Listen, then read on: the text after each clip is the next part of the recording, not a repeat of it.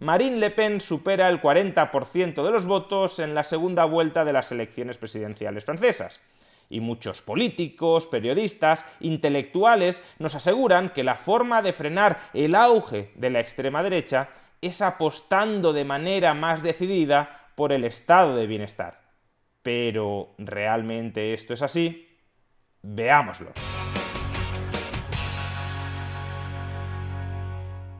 Macron finalmente derrotó a Le Pen y revalidó la presidencia de Francia en la segunda vuelta de las elecciones presidenciales celebradas este pasado domingo.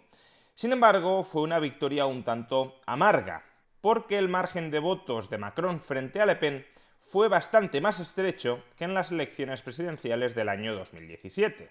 Si entonces Macron obtuvo 2/3 de los votos y Le Pen 1/3, ahora Macron ha obtenido el 58,5% y Le Pen el 41,5%. De hecho, en este mapa podemos observar todos aquellos municipios en los que Le Pen ha mejorado sus resultados con respecto a las presidenciales del año 2017. Y podemos ver con claridad que son prácticamente todos los municipios de Francia. Es decir, que Le Pen o el partido de Le Pen se van acercando cada vez más a la presidencia de Francia.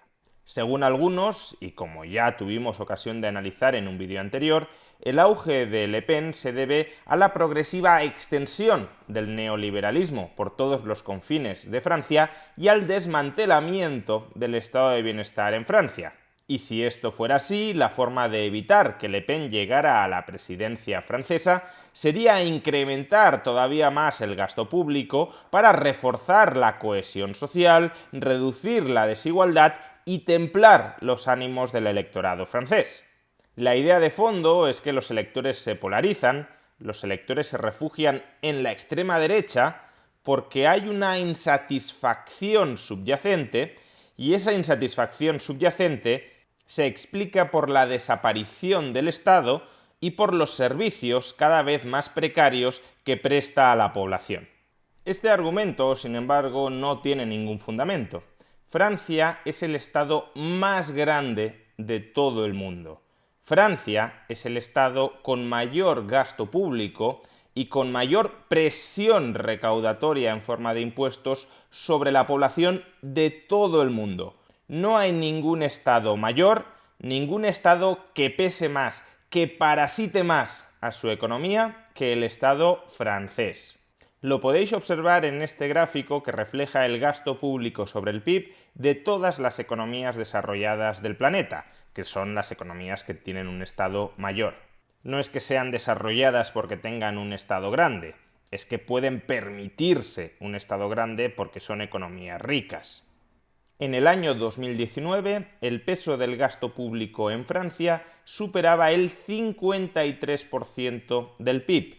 Más de la mitad de todo el PIB francés ya pasa por manos del Estado, un porcentaje que supera al de las famosas socialdemocracias nórdicas que supuestamente son tan ejemplares sobre los efectos cohesionadores que tiene un estado de bienestar muy grande.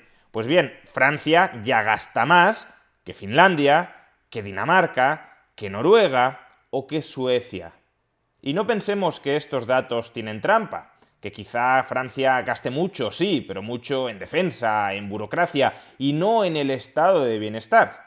Como podemos observar en este otro gráfico, el gasto en protección social sobre el PIB, básicamente pensiones, prestación de desempleo, ayudas a la integración, ayudas a la vivienda, ayudas a la infancia.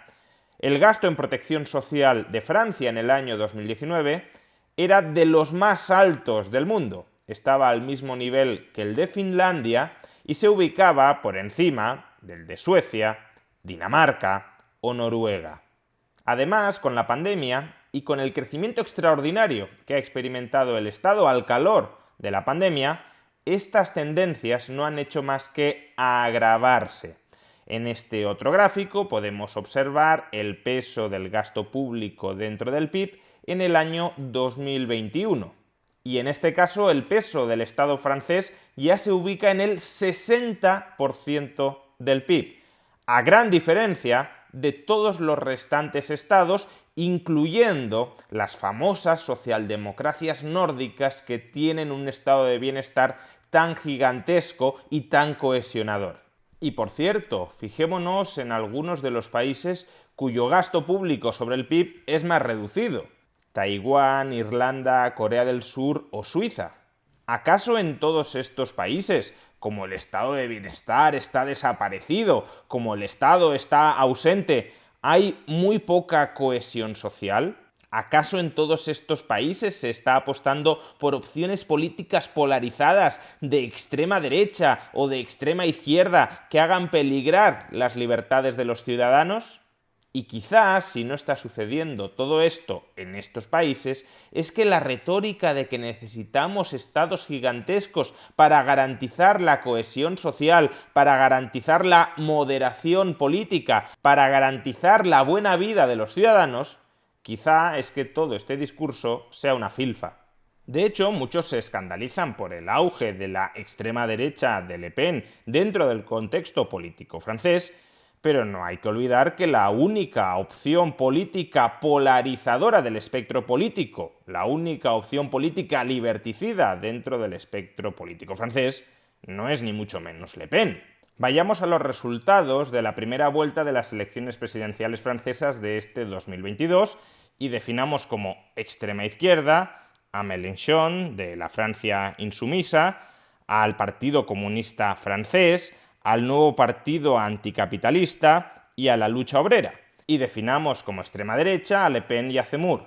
Pues bien, si hacemos eso, el 55% de los franceses votaron a opciones de extrema izquierda o de extrema derecha en la primera vuelta de las elecciones presidenciales. Casi 20 millones de personas. ¿Dónde está aquí la moderación, la cohesión social, la ausencia de polarización política que supuestamente tiene que traernos un Estado gigantesco y redistribuidor de la renta? En el caso de Francia, recordemos, el Estado más grande del mundo. Y no el más grande del mundo en los últimos años, no, el más grande del mundo desde hace décadas. Y ahí tienes a más de la mitad de los franceses en 2022 votando a lo que popularmente se llama extrema izquierda o extrema derecha. ¿A cuánto deberíamos incrementar el tamaño del Estado para que esos que nos dicen que el estado de bienestar es el antídoto definitivo contra la extrema derecha, que por cierto, en el caso de Le Pen, promueve un incremento muy sustancial del estado de bienestar francés? Por tanto, si la izquierda lo que vende es que necesitamos más estado de bienestar, igual le termina remitiendo a algunos votantes a Le Pen. Pero dejando esto de lado, ¿cuánto tendríamos que incrementar el tamaño del Estado en Francia para que aquellos que nos dicen que el estado de bienestar es la receta, es el antídoto a la extrema derecha, tuvieran razón? ¿Qué están defendiendo? ¿Un Estado que ocupe no el 60%, como ya ocupa en el caso de Francia a día de hoy, sino el 70%, el 80%, el 90%? Porque si en las últimas décadas el tamaño del Estado en Francia se ha mantenido a unos niveles gigantescos, incluso con una cierta tendencia al alza, y la polarización política no ha hecho más que agravarse, quizá es que la cura a esa polarización política no haya que buscarla en un Estado todavía mayor. En realidad, uno de los problemas de fondo es más bien el opuesto.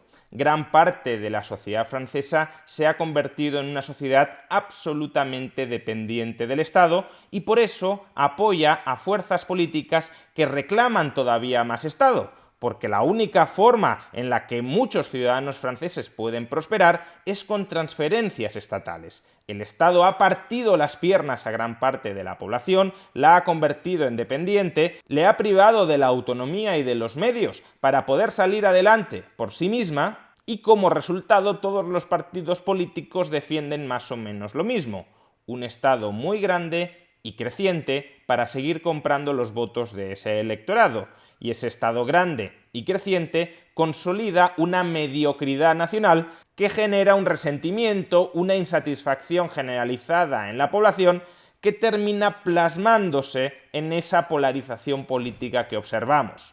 Por eso, una de las pocas cosas que cabía anticipar de las elecciones francesas de este 2022, hubiese ganado quien hubiese ganado, es que el Estado francés seguirá siendo un Estado gigantesco, que seguirá creciendo, que en el año 2027 la polarización política se mantendrá tan alta o incluso mayor que en los niveles actuales, y que los intelectuales cortesanos, como han venido haciendo durante las últimas décadas, nos seguirán insistiendo en que la solución a la polarización política que vive Francia es todavía más Estado.